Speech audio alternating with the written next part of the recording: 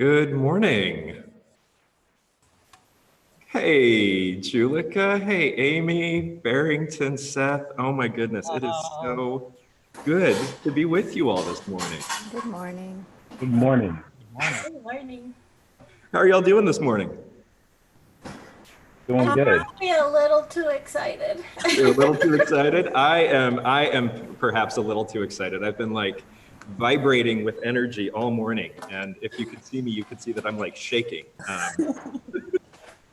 I did wake up at 6 just bright-eyed and have been busting at the seams all I can tell I'm going to be blushing a lot. It's just because I'm happy. It's all good. It's all, you know what? On Zoom, nobody can tell you're blushing. It is so wonderful to be with you all. You know, generally when we're starting our worship service, we have a little bit of time to kind of chat and really sort of get ourselves settled. And you know what I'd love to do as we're arriving here is actually invite each of you to just say a couple of words in terms of introducing yourself to the congregation. There will be many more opportunities. This is really just the beginning of us all getting to know you, getting to know each other. But I'd love to invite you to introduce yourselves. And since Zoom is a little awkward and we can't really see each other and don't know who is going to talk, why don't we go in alphabetical order by first name? Sorry, Amy. Always on the spot. You and me. Yeah, you got me this time though. Hello, everyone. My name is Amy K. Bryant, and I am an actor, performer here in the Twin Cities, teaching artist, and I am going to be the artist in residence for First Universalist for the next almost year. So I'll be doing a lot of singing and storytelling and whatever else Spirit moves me to do, or I'm instructed or asked to do. Not just Spirit. Voluntold. Voluntold. It's an important word in the church world. Thanks, Amy. We're really glad you're here. Barrington, can I hand it over to you? Yes. Hello, everyone. My name is Barrington Lloyd Walker Jr. I am the intern at First Universalist for this year. Currently, I am in New York City, and I am looking forward to being with you all in person very soon. I'm very glad to be here, and I'm excited to do all of the ministry work we'll be doing this year. We are so excited to have you with us, Barrington. Julica, do you want to say a couple words of introduction? Yeah, I'd love to. I'm Julica Herman de la Fuente. I am your new director of anti-racism and anti-oppression ministries. I am very excited about that. I currently live in Williamston, Michigan, just outside of Lansing, and like Barrington, I look forward to the day when we're doing this work together in person. But I'm also excited about how the disruption of the pandemic is also going to help us disrupt other parts of the status quo and make some really good change. And I'm looking forward to meeting all of you and starting to join you at meetings and things. My first coffee hour is today. I'm very happy. I'm glad to be here. Thank you so much, Julica. We are excited to have you. And you know, Seth, I wonder, I mean, you're already famous in the congregation, but I wonder if you want to say just a word since we're all introducing ourselves this morning. I would be happy to. My name is Seth Matz. I'm the Young Children's Program Coordinator here at First Universalist, which means I work with our tiniest congregants, our nursery through first graders, as well as our older children and our youth. Of course, we all work together. So I'm very excited to be joining Arif as your co-leader with our worship today, trying on some new hats and really looking forward to being with you all.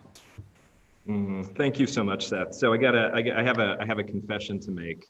It's not really a confession. This is not a shock or a surprise, but when I told my kids that I was leading worship with you, I got nothing but, oh, no fair. How come you get to work with Seth? So I have a vision one day of me and your children doing a 3-person version of Godspell all together. I suspect it could happen. I suspect it could happen. I want in. Yeah, absolutely. We'll make it a 4-person. And Amy's looking at us like she wants in too, so maybe it's a 5-person. Sounds good. Honestly, a full cast is exactly what I'm looking for. It is so great to be with you all this morning. What do you say we get this worship service started here? Yeah.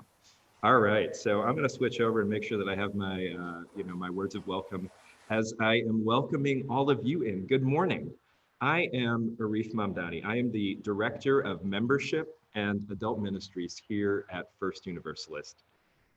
And I am so glad that you are with us this morning. Welcome. Welcome to the families, the youth, the visitors, and adults who are joining us. And while we are gathering, I want you to be sure, if you haven't already, to go ahead and open up the chat box. There's a little chat icon down at the bottom. It's the bottom right of your screen if you're on a computer. Open up the chat box and take a moment to let us know where you're joining us from. Say hello if you haven't already. And when you're sending your message in that chat box, you'll notice there's a little blue triangle, I think it is, where it says all panelists or all panelists and attendees. And in order to make sure that everybody in the congregation sees it, it needs to say all panelists and attendees. And if you just want to send it to the folks leading worship this morning, you can just select all panelists and it'll just come to the worship leaders. I also want to remind you that you are muted. Nobody can see you. We can't hear you. We don't know what's going on where you are. So don't worry. We're not watching you. We're not watching you watch the service, participate in the service. And I also want to let you know that if you are having any trouble hearing the audio, that you can always dial in. And I believe that information is available on our website. So friends, we gather together this morning for worship. Worship is a word that points us to an older word, worthship, the act of making worthy and embodying things that have worth. We gather together to remember our worth, our dignity in a world that would have us forget and numb out. We gather to remember who we are as human beings. And we gather to remember that we are the people who welcome, affirm, and protect the light in each human heart. We listen deeply to where love is calling us next, and with humility, courage, and compassion, we act to create a more just world. We do all this as a faith community committed to racial justice, and this is the life of faith that we invite you into when you journey with us. It is good to be with you this morning. And I want to give a special shout out this morning to the folks joining us from the UU Fellowship of Mankato. We are so glad you're here. If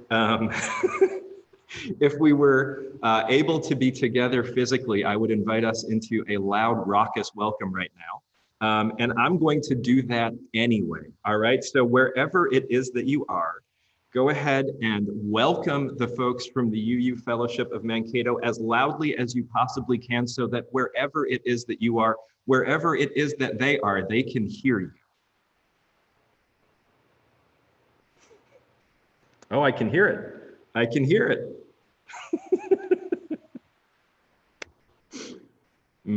It is so good to be with you all this morning. And friends, I also, as we are welcoming the folks joining us from UU Fellowship of Mankato, I also want to say a word about the flowers that are behind me. Just a huge thank you to Martha Moriarty and the visual arts team for preparing flowers for the service. It's such a wonderful gift. It is such a wonderful gift to have the gift of beauty given and shared as part of making worship happen in this community. So deep appreciation, deep thank you. And friends, what's also true is that part of an authentic welcome, part of really seeing each other and acknowledging who we are and the times that we are living in is to acknowledge that we are living in hard times. We are living in times that will probably get even harder. And so if this is a particularly challenging time for you, if you are struggling to pay rent, to pay your mortgage, if you're struggling to purchase basic necessities, if bills are piling up, or if you are living with some sort of mental illness, if you are struggling in any way at all, We are here for you, and we are here for one another. Every single week, we receive requests for support, financial and otherwise, from members and friends of the church. This is a time to ask for what we really need, to not carry our struggles alone. So please reach out to me, reach out to Reverend Karen, Reverend Justin, anyone on staff, because we want to support one another. If you are looking for deeper involvement with us, I also want to be sure that you are signed up and receiving our email updates. You can sign up for that online. And in fact, you can connect to all of what the church has to offer on our website. You can learn about connecting with pastoral care. You can get signed up for our email newsletter and find out about the many other options and opportunities for connection and for fellowship. I also want to invite you to join us on Wednesday evening at 7 o'clock for our half-hour worship service. This is just a short time midweek to recharge and recenter. And this week, Reverend Karen is going to be leading worship, and I really hope to see you there. Following the service today, we are offering 2 virtual coffee hours, one for Black, Indigenous, multiracial people of color, and one for folks of all identities. And next week, next Sunday, right after the service, we're offering our First Step class. This First Step class is a short 45-minute to 1 hour long gathering on Zoom for anyone who's interested in learning more and getting connected to the church. In the class, you'll have a chance to introduce yourself, meet other folks, share a bit about your journey and what brought you here. And now, let's let go of the words. Let's take a moment to center ourselves for this time of connection and renewal. This time of feeling our breath, feeling our heartbeat, feeling the connection that we share even when we are separated physically. So let's start in the way that we have started so many of our services, our gatherings since March, by grounding and centering our bodies with 3 deep breaths. So as a reminder, it is a deep breath in, deep full breath in, breathing down to your belly, and then a very, very slow out breath, all right? So 3 deep breaths. Deep breath in, and slowly let it out.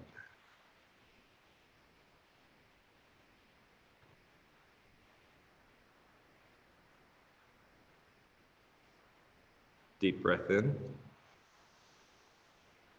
and slowly, slowly let it out.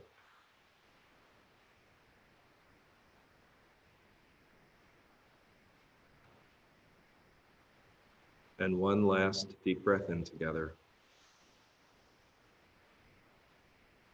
And let's slowly, slowly let it out.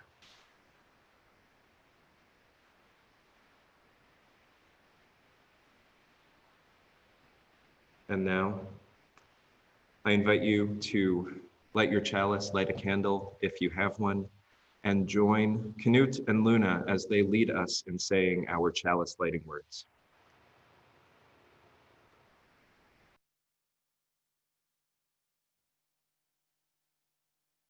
Please join me for the words of the lighting of the chalice. Love is the spirit of this church, and service is its law. This is our great covenant, to dwell together in peace, to seek the truth in love, and to help one another. Thank you so much, Knut and Luna. So good to see your faces this morning. I want to give another very warm welcome to Amy and Barrington and Julica. I'm so glad to be in this work with you. So glad to have you here this morning. Friends, I want to tell you a story. And this story is a true story. It's a story about a little boy and his mother sprinting through the subway station. Now, if you've ever been in a subway station, you know exactly the pace I'm talking about. The subway station is ridiculous. Everybody is in a mad dash to wherever it is they're going. But if you can stop and notice, sometimes you may find a little magic down there too. So this little boy held his mother's hand as she swept him through the subway station in hot pursuit of their train home. And the little boy only came up to his mother's hips, so the rush of the station was just a tornado of grown-up legs and briefcases and coattails. And as they flew through the station, suddenly, the little boy heard a sound. It was an amazing sound, a beautiful sound. It was music, right there in that frantic subway station. The music got louder and louder as they moved, and the little boy got more and more curious. "Mom!" the little boy said, "Do you hear that music?" The music got louder still. The little boy knew they were getting closer to its source, but his mother couldn't hear him over the roar of the trains. "Mom!" he said, "where is that music coming from? Can we stop? I want to listen." Their train pulled up in front of them, and as they got to their stop, they budged through the crowd as they formed a line up to the train door. He knew this was his last chance. "Mom, stop, please! I want to listen to the music!" But she didn't hear him. They filed into the train and rushed toward a place to sit. In the silence of the train car, the boy said again, "Mom, didn't you hear the music? Why didn't we stop to listen?" His mom just finally caught her breath after all that running through the station. She said, "I'm sorry, honey. We just didn't have time. We had to keep moving to catch the train home." The little boy sighed, disappointed, looked out the train window. But just as the train was pulling away, for just 1 second, he caught a glimpse of a man wearing a blue baseball cap, playing the violin. So then they arrived home. The little boy sat at their dining room table, and his mother began fixing dinner and turned on the radio to listen to the evening news.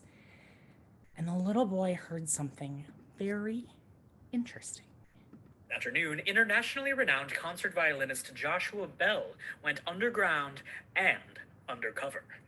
Masquerading as a street musician, Bell visited L'Enfant Plaza metro station in Washington, D.C. with nothing but his instrument and a blue baseball cap, playing a 45-minute set with his case on the ground before him. The experiment was captured on hidden videotape, and of the 1,097 people who walked past him, only 7 people stopped to listen. He received just over $32 from passersby, a mere fraction of the ticket price of his Kennedy Center recital just 3 days ago. Back to you, Seth. The boy's mother turned from her work at the stove, and her jaw hit the floor. The little boy rolled his eyes and shook his head in disbelief. If only they had stopped to notice the music that surrounded them, they could have had the opportunity of a lifetime. Now, please enjoy a very special gift from our own string-playing friends, the OK Factor, in their rendition of Pharrell Williams' Happy.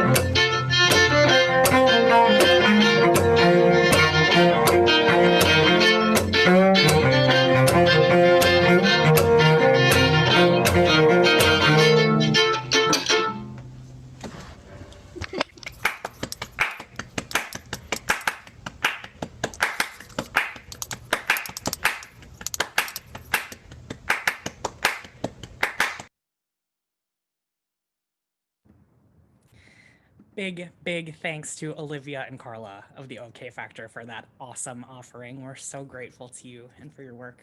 Thank you. Friends, we've come to the moment in our worship service where we join together in prayer. And I want to begin our prayer as we typically do, with a moment of grounding. But in this moment, we're often asked by our worship leaders to soften our gaze or close our eyes. And I'm actually going to ask you to do just the opposite. I want us to begin our time together by awakening our senses and taking notice of exactly where we are, together and separately, right now. So this is kind of a prayer experiment, but one I hope that we're all here for. And as far as I'm concerned, the greatest experimenters in the world are the youngest amongst us. So this would be a great time for our children, our youth, and our families to jump in and try this on with us. And during our prayer, I'm going to ask you to engage all 5 of your body's senses. If your body does not have access to one or more of these senses, be it sight or hearing or otherwise, engage whichever sense feels right to you in that moment. Let's begin by taking a deep breath in and a deep breath out. A deep breath in and a deep breath out. Try to repeat your in and out breaths until you found a comfortable, steady rhythm. If that feels impossible to you, don't strain. Just focus on the holding and the letting go. Now, as you're breathing, allow your gaze to wander. Take notice of what's around you. Don't assign it any value. Don't judge it. Just see it. Now, out loud or in the chat box or in your heart, name 5 things you can see right now.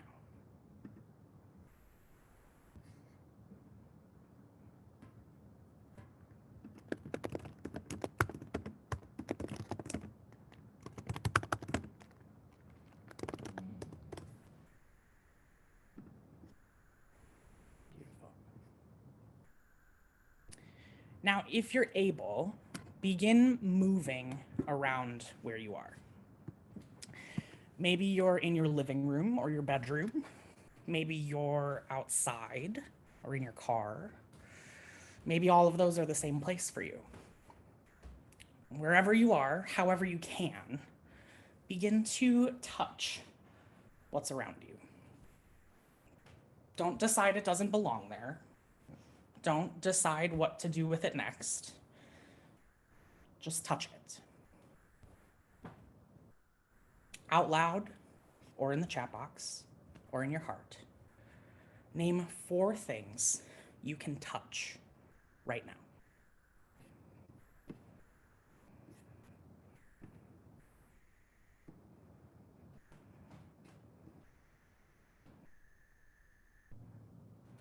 Beautiful, friends. Now that your body has been activated, you may notice other things that are active too. Where there is motion, there is sound.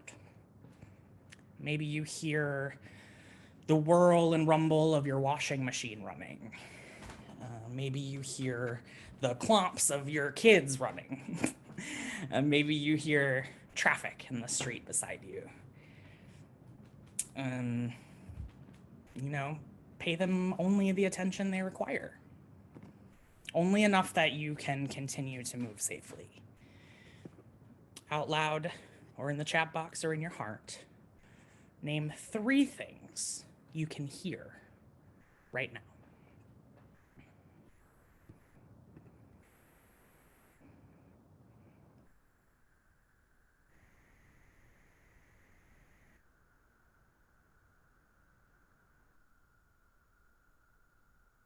Gorgeous. You can make your way back to the place you were seated, or standing, or wherever you were to begin. We are only where we are until we have left to go someplace new. And then our strongest tie to the place we were before is through our nose. For better or worse, scent has the power to remind us of places long forgotten. But we rarely have the chance to take stock of these moments when we're in them, or even to know what smell will bring us back to that place.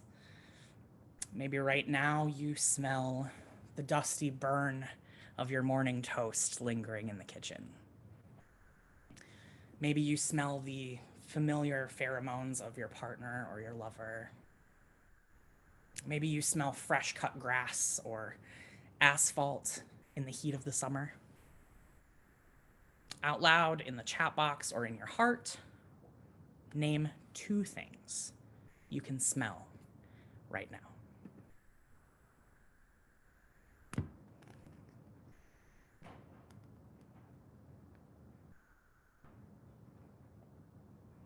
Y'all are starting to beat me to the punch in the chat box here. Friends, in times such as these, we have no choice but to be exactly where we are. No choice but to state our truths, to advocate our needs, to establish our covenants, to draw sacred boundaries. But while the muscles of our tongues are hard at work delivering this information, our taste buds are collecting it. Our taste buds have teamed up with our noses and our brains to help us survive the wilderness of life, to make poisonous things taste bad, to make safe things taste good, to store that information in our memory banks. But our taste buds can be tricked. We know things that taste delicious may do us more harm than good, and things we cannot stand to eat may be just the thing our body needs. Survival is a balance of instinct and discernment. It is where they converge, right here, where we are. Out loud, in the chat box, or in your heart, name 1 thing you can taste right now.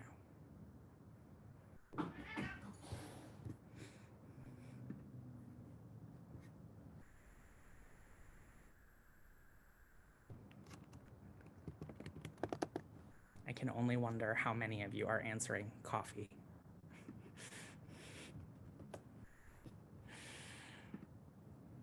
Wouldn't be Sunday morning without it. Now, these places we are in, friends, do not come without their challenges. We have so many questions. We have so much uncertainty. We are grieving moments we've left. We are mourning moments we've lost. This week, we are lifting up Lindsay Thomas, who is recovering from having orthopedic surgery in Madison, Wisconsin this past Friday. She and her husband, David Loth, are grateful for the healing thoughts of their First Universalist friends. We are also holding Deborah Talon in our hearts. Deborah has been diagnosed with cancer and is having surgery on Tuesday. She welcomes cards and appreciates our healing thoughts. We are all holding so much. We all need a chance to set it down. Out loud, in the chat box or in your heart, name a concern you would like us to hold with you right now.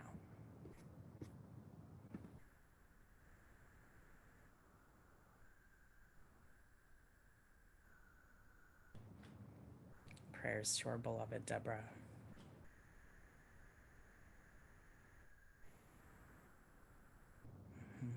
Thinking of Johnny, thinking of Lake Street businesses and the Postal Service, thinking of aging relatives in the era of COVID, opening schools, people out of work, anxiety and mental health. We're holding so much. As we are tending to the tangles of our hearts, still we find those places where the light shines through. Celebration is essential to our spirit and our being. Despite our grief, there is so much to celebrate. Out loud in the chat box or in your heart, name a joy you would like us to hold with you right now.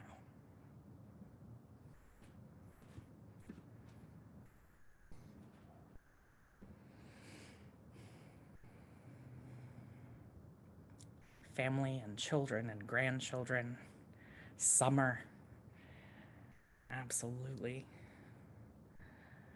Music, hiking. As always, the joys come faster than the concerns ever do. Beautiful. Flowers, gardens, caterpillars, butterflies, all of those miracles of nature. Wonderful. Spirit of life and love, help us to be wherever we are right now. Grant us the will to be present to the moment and to meet it with all the grace we can muster. Allow our hearts to be steadied by the blessings surrounding us. May the weight of oppression be lightened. May grief be shared. May joy break through. And may love make every suffering bearable. Are the stirrings of compassion, blow in the wind, rise in the sea, smooth in your hand, giving life the shape of justice, bruise harmony close, wind set me free, Spirit of life, come to me and come to me.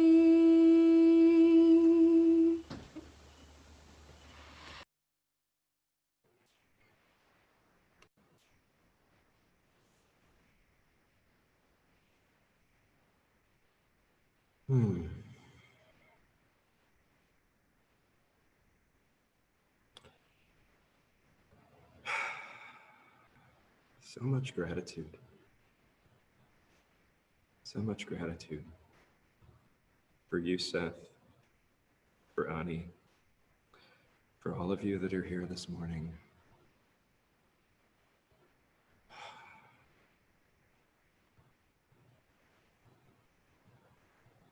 Let's just rest in that space for a moment.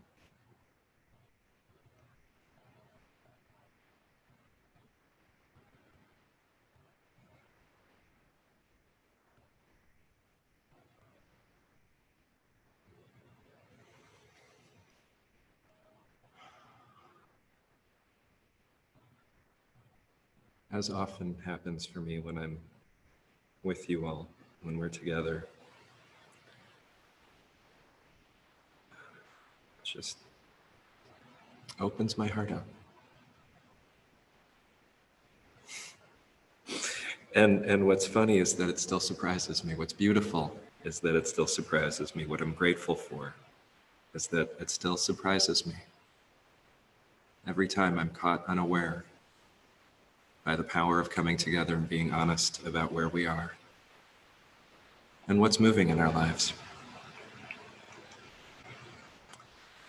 Friends, if you caught the description for this service, you know that the space that I'm inviting us, that we're inviting us to hang out in today, is the space of poetry and presence. And in the interest of transparency, I am making a special pitch this morning to anyone who can write, who can count, and knows what a syllable is, to write and share some poetry this week, maybe even during the service.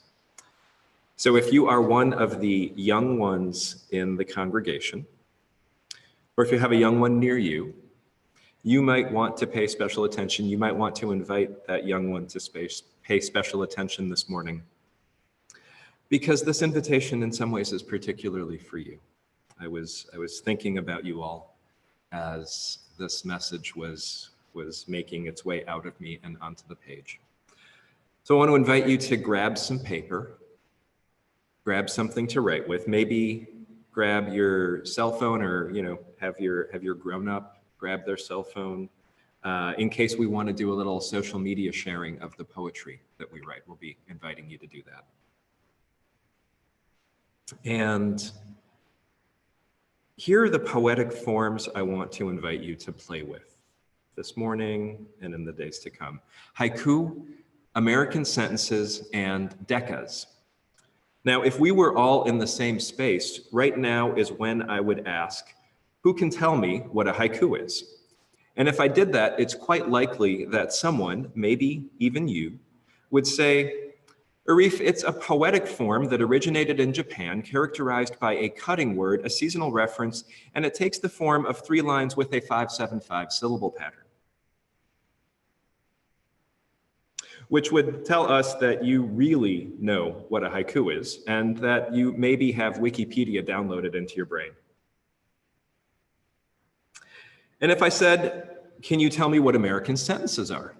Someone, maybe even you, might say, Arif, American sentences are a poetic form developed by Allen Ginsberg, who was drawn to the form of haiku, but felt it didn't reflect the way the English language worked structurally. And so he developed the form to consist of 17 syllables, same as haiku, but without the constraint of being a certain number of lines. In fact, usually, American sentences are, in fact, just a single line, a sentence. Yeah. And then I might say, does anyone know what decas is? And probably most of you, maybe all of you, would shake your head and maybe think, Deca what? And then I would say that decas is a poetic form invented by Rachel Bagby. Rachel is an activist, a facilitator, a poet, a musician. She is a genius, and she developed this poetic form called decas, and she calls it wisdom jazz for the mind. It consists of 3 lines, 10 syllables, 2 on the first line, 3 on the second, and 5 on the third. And importantly, Rachel says that it is not a decas poem until it is spoken out loud. So, with those forms in mind, if you feel moved now, through the rest of the service, later this week, whenever really, I invite you to play with one of these forms. What I often like to do is to grab a moment that's happening in the world, a moment that's happening in my heart, really a moment that's happening at the intersection and the interplay of both of those. I like to grab that moment and write a haiku, an American sentence, and a decas poem, all about the same moment. What I find is that working with each of these invites me to pay more attention in some of the ways that Seth invited us to as we were praying together. It invites me to go deeper into the moment, and it invites me to go deeper into my experience of the moment and what is true for me. And if you choose to do this, if you choose to work with one of these 3 or all 3, I invite you to share your poetry with us. If you write it now, during the rest of this service, feel free to type it into the chat box during the rest of the service. And also, whether you write it now and put it in the chat box or work with one of these forms later in the week, I invite you to take a photo and to share it on social media, or have your grown-up share it for you. And if you can do that, make sure that you tag First Universalist. We are on Twitter, we are on Facebook, we are on Instagram, And I believe that we are inviting folks to use the hashtag #FirstYouPoetry. And so what that will do is it will make it possible for all of us to see and to share in the poems that you create, and the words that you create, and the way that you are experiencing the moment that you chose to share with us. But why poetry, right? And why these forms? So here's the deal, all right? Poetry, for a lot of us, has a bad rep, right? Too often it is some like big and heady and super deep and hard to understand and big words and all that, right? It's for people who aren't us. That's often the message that is conveyed about poetry, right? I totally disagree with that. Poetry, and especially these forms, are here to help us pay attention. They are here for all of us. Allen Ginsberg said that a poet is someone who notices what they notice. That's all a poet is. A poet is someone who notices what they notice. And like the kid in Seth's story, who noticed the beautiful music floating through the subway, who said, "Stop, listen." These forms invite us to stop, to listen, and to pay attention with our hearts. These are our tools, and we need them. We need them.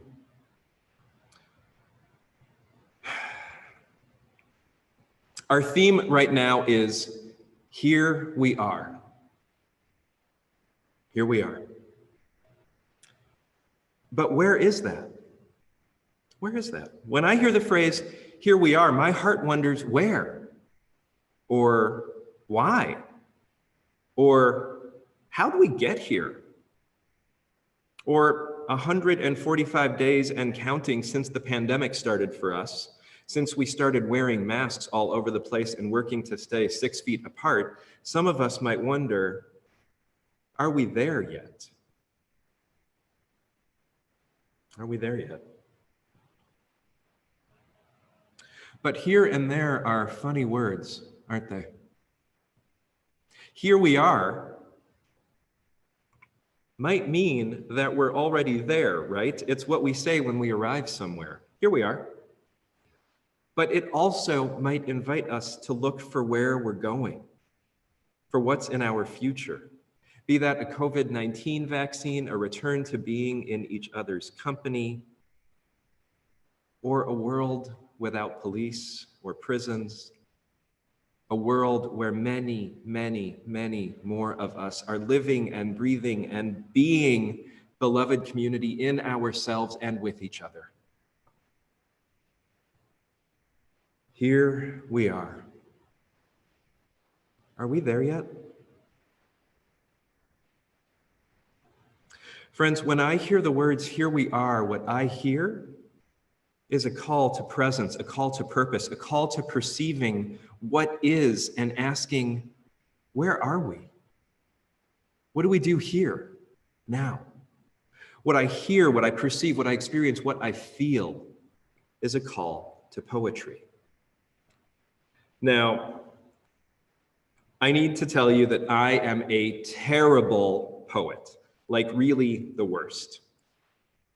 And one of the very worst things that can happen to a bad poet like me is winning something for their poetry, which happened to me once upon a time, years and years and years ago, when as a kid, like maybe 9 years old, I think, I won baseball tickets for a poem that I wrote. True story. Chicago White Sox. They lost. Or as a Decca's poem, my poem won a prize. Now I think I'm a poet. The beauty of this is that while I may be far from the best poet around, have you all heard that phrase, dance like no one's watching? Well, that's how I write poetry. I write poetry like no one's watching and no one is going to read it. Here we are. where I'm inviting you to hang out, where we are inviting you to hang out right now, is right here. Right here. I think that's what "Here We Are" says, and I think that poetry can help us get there. But let's be real. This is hard. Where we are right now, right this minute, it kind of stinks. So many of us have gone so long without the people and the experiences that we love. Hugs, holding someone's hand, just being closer than 6 feet apart from other human beings and not having it be awkward or worrisome. And so many of us are looking at the start of a school year that is just not what we want it to be. For so many of us, teachers, kids, grown-ups with school-age kids that you love, this is not how we imagined the school year to be. And so many of us feel the fall creeping in. We look to the winter ahead with some concern. This is not what we wanted. And so many of us are seeing the politicization of basic science, even with and in our families. Where we are right now kind of stinks in some ways. And as we said a couple weeks ago, we can't go over it, we can't go under it. Oh no, we have to go through it. And here's perhaps where poetry might save us just a little. I want to share 2 things with you now. One is something I saw recently, a quote that Bell Hooks said, and the other is a poem that has been haunting me these last weeks. Bell Hooks said, "To be truly visionary, we have to root our imagination in our concrete reality while simultaneously imagining possibilities beyond that reality." To be truly visionary, we have to root our imagination in our concrete reality while simultaneously imagining possibilities beyond that reality.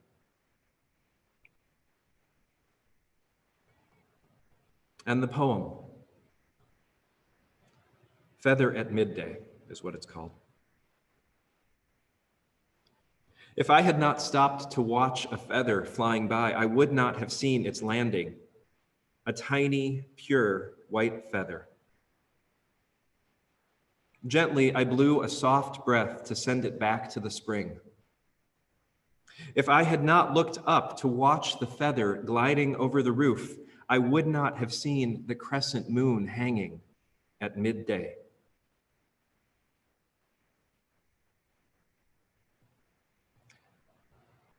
We have to root our imagination here and now in our concrete reality. Roots, hold me close.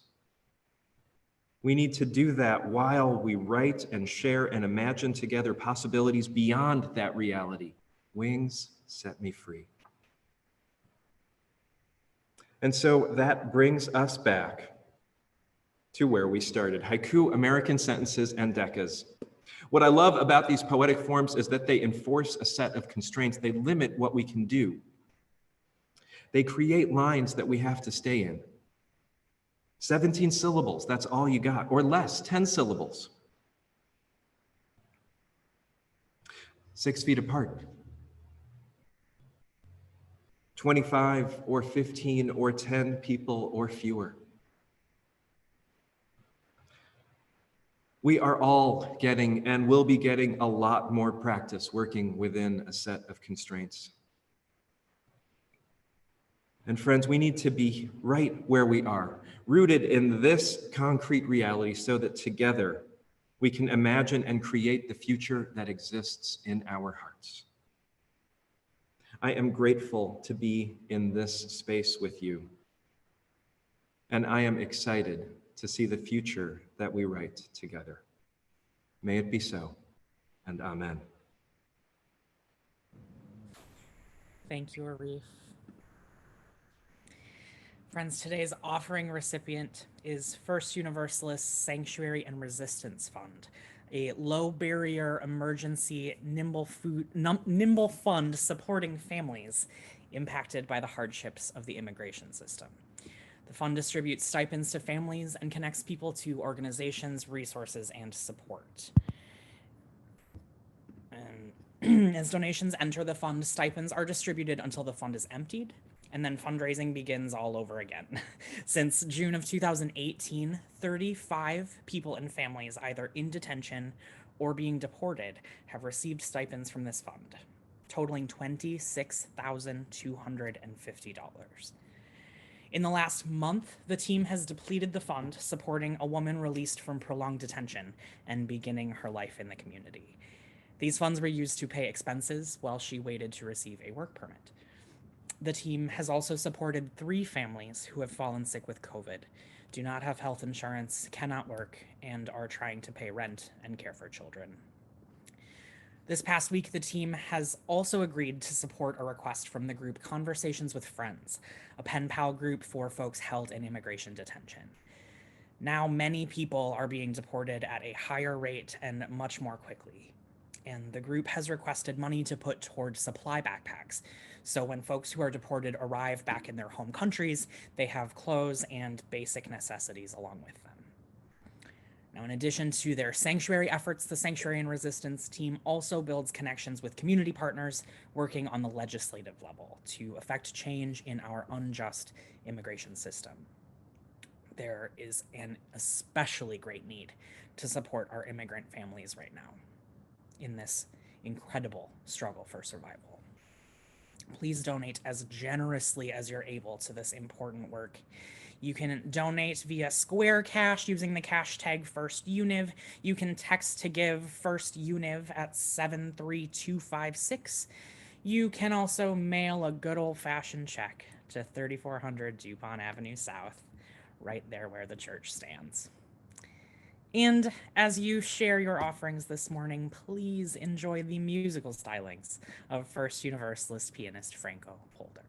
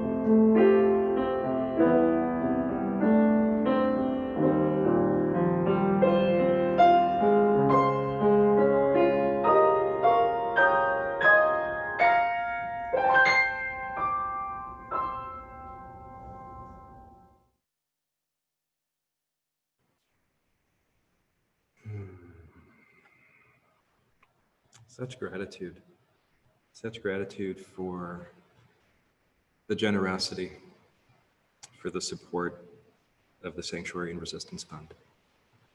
support into the wider community. And so much gratitude for Franco and Franco's music. Friends, as we come to the close of our service, I invite you to come into presence again, to put down what you're holding. If you worship with us in the sanctuary back before March, what you will have experienced and what I want to invite you into a version of now is a ritual of connecting with each other. We can't connect with each other physically right now, and so what I want to invite you to do is to just hold your hands a little space apart from each other so that you can feel the heat, feel the energy, and then turn them out. Turn them out and feel, allow your imagination to feel the energy of connection from the congregation. People seen and unseen on either side of you that are here with you right now. And imagine that connection extending to them and from them to even more people, so that all of us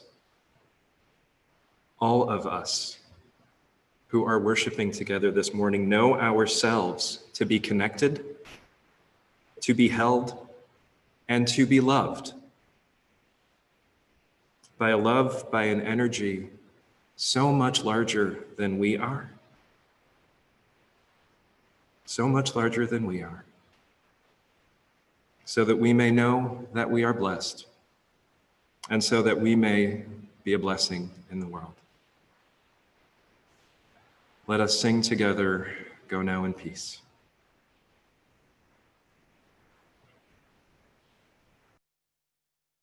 Go now in peace, go now in peace. May the spirit of love surround you everywhere, everywhere you may go. Friends, as you go forth, I invite you to extinguish your candle and type in the chat box, I carry the flame, so that we know that we are carrying the flame until we are together again. Go in peace and amen.